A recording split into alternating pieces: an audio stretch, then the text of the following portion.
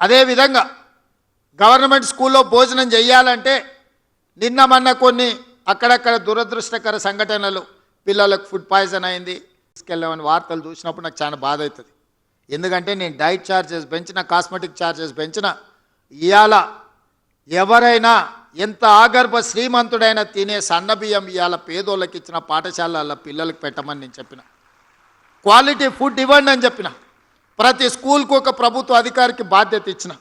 ఇప్పుడు నేను మా టీచర్లను విజ్ఞప్తి చేస్తున్నా, మీరు కూడా వాళ్ళతో భోజనం చేయండి. వీళ్ళు ఉన్నప్పుడు నేను కూడా వచ్చి వాళ్ళతో భోజనం చేస్తాను.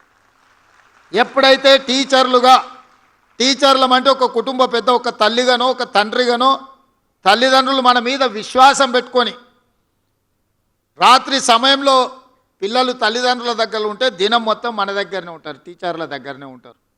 50% పేద పిల్లల బాధ్యత మా టీచర్ల దగ్గరనే ఉన్నది.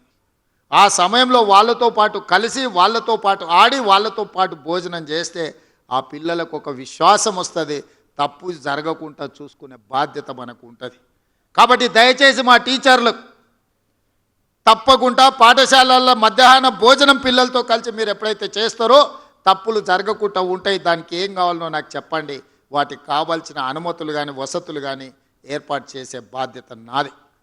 ఎందుకు అని అంటే ఈరోజు ఈ తెలంగాణ ఒక బలమైన తెలంగాణగా నిర్మించాలి అంటే పెద్దలు చెప్పినారు, దేశ భవిష్యత్తు తరగతి గదుల్లోనే ఉంది అని. మరి ఇవాళ తెలంగాణ భవిష్యత్తు కూడా తరగతి గదుల్లోనే ఉంది.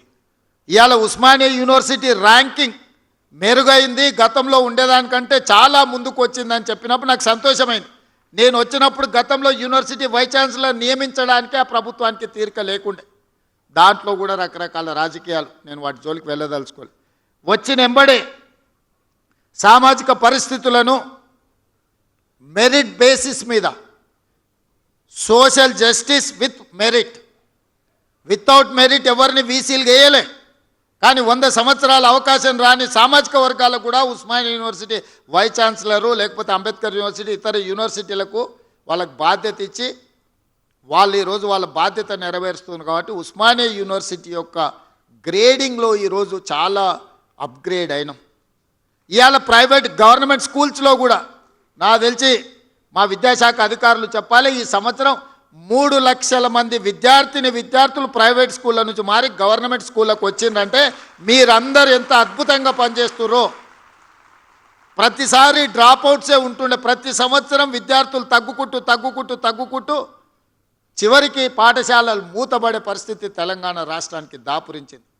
అక్కడి నుంచి ఈ సంవత్సరం మనం పెట్టిన ఎఫర్ట్స్ తోటి 3 లక్షల మంది విద్యార్థులు అదనంగా ఈరోజు ప్రభుత్వ పాఠశాలల చేరినరు అని అంటే నేను మనస్ఫూర్తిగా మా టీచర్లను నేను అభినందిస్తున్నా.